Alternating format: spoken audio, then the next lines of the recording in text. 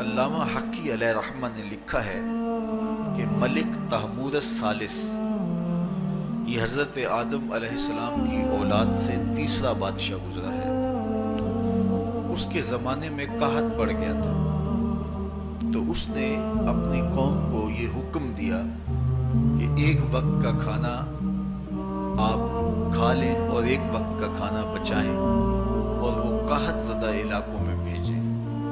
تو قوم نے اس حکم کو بصر و چشم قبول کیا اور ایک وقت کا فاقہ کاٹ کے اپنے ان بھائیوں کے لیے وہ کھانا بھیجتے جو قحط میں مبتلا تھے۔ قوم کی یہ ادا اللہ کو پسند آ گئی اور وقت کے نبی پر وحی کی گئی کہ تمہارے اس عمل کو ہم عبادت قرار دیتے ہیں۔ تو حضرت آدم علیہ السلام کے بعد متصل ہی یہ عبادت فرض کی گئی، اور پھر جتنی بھی ملتیں، قومیں اور امتیں آئیں ان میں روزے کی تحسین کی گئی اور روزے کی تلقین کی گئی۔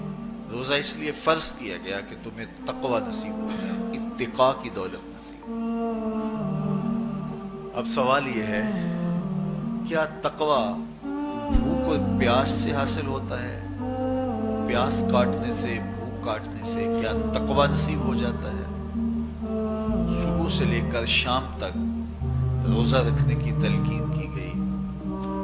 یہاں ناروے میں اور مختلف ممالک کے اندر 20 گھنٹے کا روزہ ہے، اور ہمارے بھی یہاں 16-17 گھنٹے مسلسل شدت کی گرمی میں بھوک اور پیاس کاٹنا ہوتی ہے۔ اتنا طویل دورانیہ جو بھوک اور پیاس کاٹی ہے، اس کا مقصد رزق بچانا نہیں ہے، بلکہ وَيُزَادُ فِيهِ رِزْقُ الْمُؤْمِنِ، ماہ سیام میں مومن کا رزق بڑھ جاتا ہے۔